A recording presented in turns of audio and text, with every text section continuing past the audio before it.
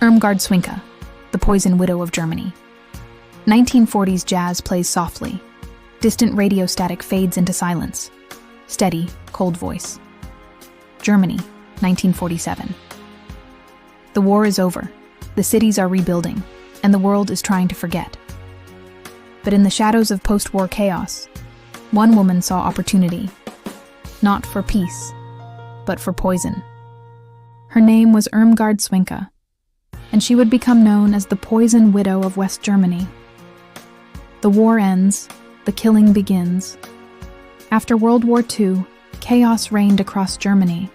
People were starving, families displaced, the black market thrived. Amid the rubble, Irmgard Swinka, a former nurse, began to rebuild her life. Or so it seemed. But soon, elderly women in her town began dying mysteriously. No struggle, no wounds, just a cup of tea and silence. Sound. Tea being poured, faint bubbling poison hiss.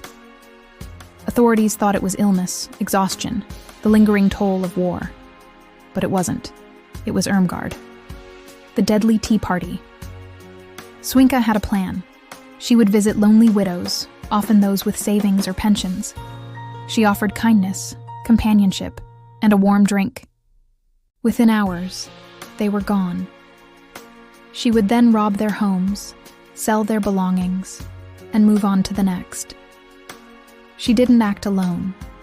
She had 2 male accomplices, men who helped her find victims and dispose of evidence. Together, they formed a quiet death ring, targeting the vulnerable in a broken nation. The investigation. By 1948, the pattern became impossible to ignore. Too many elderly women dead.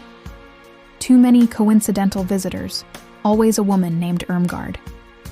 Police finally exhumed one of the victims. Inside her stomach, traces of veronal, a powerful sleeping drug and poison. When police came for Irmgard Swinka, she didn't run.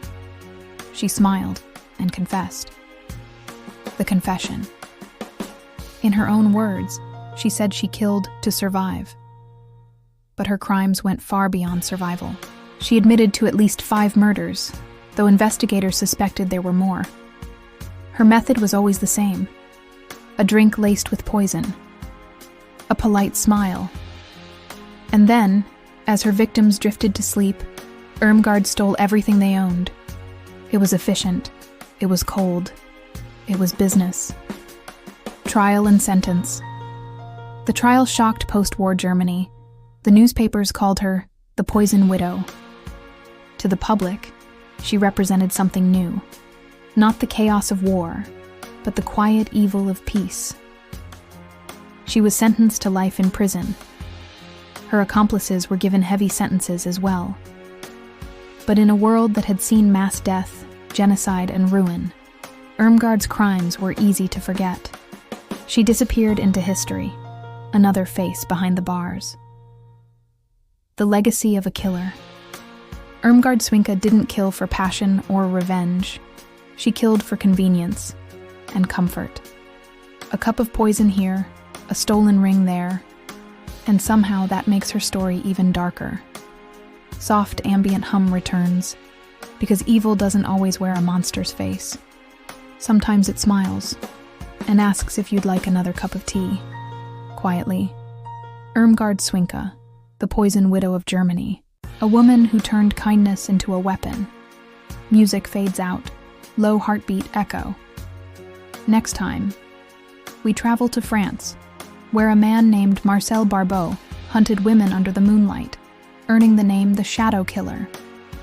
Be sure to hit subscribe for more lesser-known killers of Europe.